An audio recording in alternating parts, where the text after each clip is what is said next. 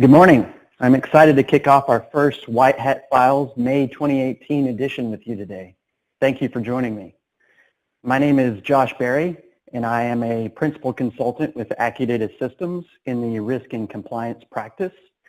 I have 12 years of penetration testing experience, over 8 of which have been with Accudata, and I am an offensive security certified penetration tester. I'm also a regular contributor to the hacking community, with my 2 most popular tools being extensions for the Burp Suite web application scanner. I wrote the SQL IPy extension, which helps integrate Burp with SQL Map, as well as the Bypass WAF extension, which provides a set of rules for modifying web requests with the goal of bypassing common web application firewalls.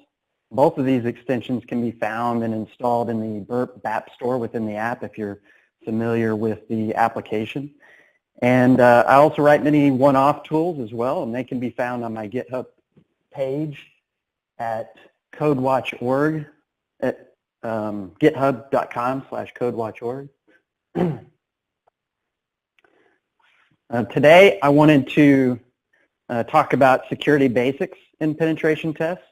I still find gaps in basic security processes that result in success on the majority of my penetration tests. The basics aren't very sexy, but they are what stop most of the common attack vectors. Findings such as missing patches, outdating operating systems and software, and default credentials are still some of the most common issues that I frequently use to establish an initial foothold within an environment. In fact, on one of my most recent pen tests, one of these issues resulted in domain admin access to the environment.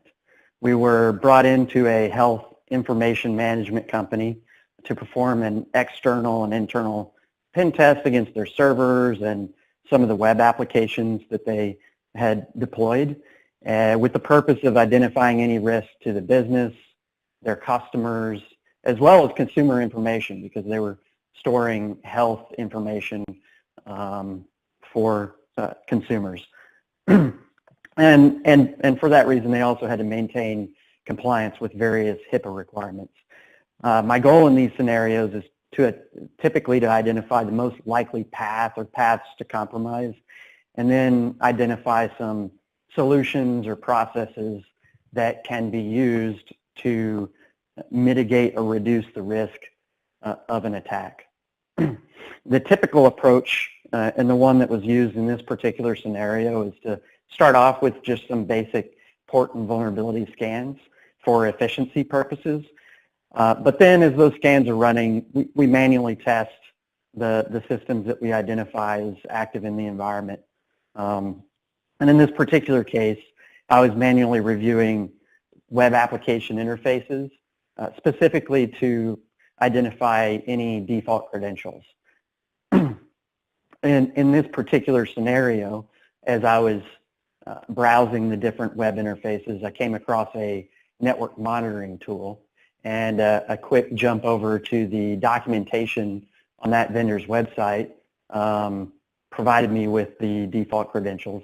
I'd never heard of this particular tool before, but most network monitoring tools are very valuable targets in a penetration test because they have, by design, access to the majority of the network, and then frequently are installed with administrative or other excessive permissions.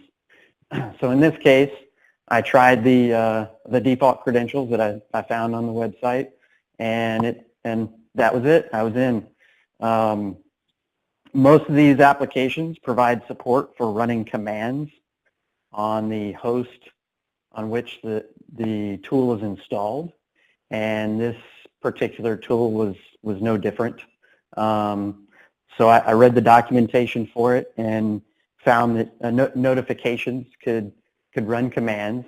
However, in this case, the vendor had implemented some control around this that required actual access to the operating system to upload individual commands, with one exception. They provided 2 default scripts, a batch file and a PowerShell script that you could run, and they didn't really do much of anything. They were just examples. And I can't mention the vendor because when I downloaded and installed the network monitoring tool to kind of poke around on my own system, I found that those scripts had previously undisclosed vulnerabilities. So I was able to take advantage of that and get a remote control, use the vulnerability in the script to run a remote control tool on the host. And as expected, it was running with administrative privileges, which allowed us to scrape the system for passwords. I was able to use an account that I found and password on that host to pivot from what turned out to be their test environment onto a host into the regular network. So there was little to no segmentation of the various networks. And then from there, eventually find a system where a domain administrator was logged in and capture that employee's password and then use it to have domain admin access to the environment, which included access to their SQL servers. And those servers contained health information on thousands of consumers. So it was, you know, one tiny misconfiguration led to exposure of health information for quite a number of consumers.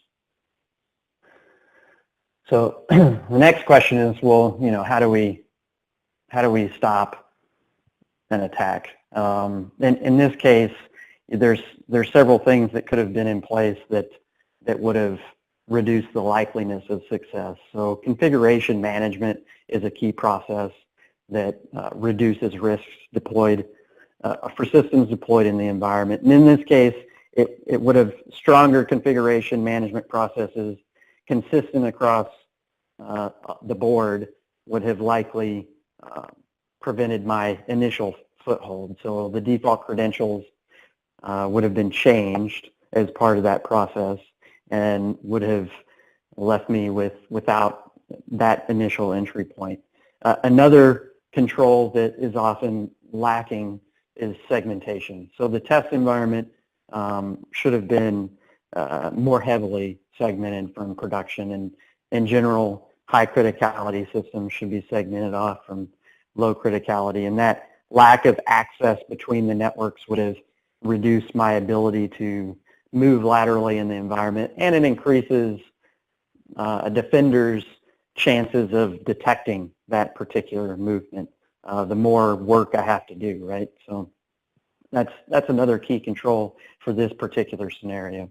And then application whitelisting or more advanced endpoint agents can provide that early prevention and detection. So most advanced agents would have probably prevented my basic command and control tool from running. They would have caught and detected that. So I would have had to work around that particular tool. They likely would have caught my password scraping and some of the other lateral movement techniques that I used as well. So these processes and controls can go a long way towards reducing risk and the impact of a breach. In this particular example, they would have reduced or potentially eliminated the success that I had on the penetration test. So that wraps up the scenario for the day. But I do have time for a couple of questions. And one of the questions that I had, that we had received prior to today's webinar was, what's the vulnerability you find most often? And so I'll change that up a little bit because I think it's more valuable to discuss the critical or exploitable vulnerabilities we find most often. And those are really still missing Microsoft SMB patches, primarily for the NSA leaked vulnerabilities, such as Eternal Blue. Those still lead the pack by far for vulnerabilities that we find and can use to gain access to an environment. Another good question that came in is, how often should you perform a penetration test? And so my answer to that particular question is, it actually depends. So you should test your environment at least annually to get kind of a lay of the land and see how your controls are working, identify potentially default credentials and things that scanners frequently miss, but as well as, see if there's any gaps in your patch management processes. But you should also perform penetration tests after major changes, so such as if you deployed a new application or implemented a new network in the environment, or deployment of new infrastructure, swap out one brand of firewalls for another, and maybe other types of components like that. And then kind of a follow-on to that question is, so if you've got a vulnerability management program in place and you're doing penetration tests, what's the recommendation for next steps to continue to improve the security program? And so my answer to that would be, if you have a really mature information security program, really the next step, because in that case you have many of the common controls in place, both protective and detective. The next step would be, that I would recommend, is targeted testing of those controls. So performing like attack simulations, for example, that test your endpoint protection configurations. Are they able to prevent everything that we know how to do to potentially gain remote control access to a host? Can they detect all that activity? Or testing out your controls that identify phishing attacks. That's another good example. Are we able to phish some of your users and get an executable payload running on one of their hosts? So that's what I really recommend, is kind of a next step, is really actively testing the solutions in place meant to protect your organization's assets. And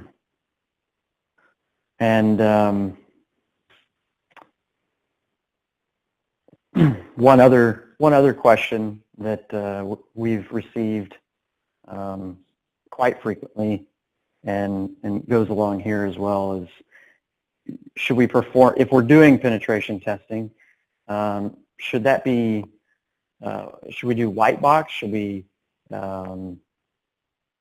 disable some of the external preventative, perimeter preventative controls like intrusion prevention or web application firewalls, or should we go black box and leave everything enabled and blocking, and see if you can get in?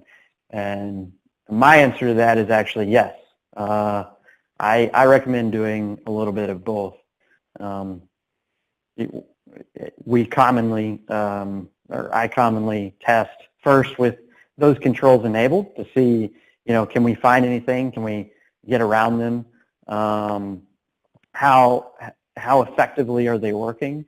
But then after we've kind of made that determination that if we can't get around those controls, open it up for white box testing. So disable blocking on the IPS or web app firewall for just our systems on the penetration test. And the reason for that is that we have a limited time frame to test, so we can't go through all the potential possibilities. So this really gives you a better picture of the vulnerabilities you have. But that wraps up all the time we have this morning. Join us for the next edition of the White Hat Files on Wednesday, June 27th. The registration link is listed below. Thank you again for joining me today. Oh, sorry, it's listed in the description field. And at the conclusion of today's webinar, you will receive an email with the recording of today's session. If you have any questions or feedback from today's briefing, please shoot me an email at josh.berry@accudatasystems.com. And thank you for joining me today.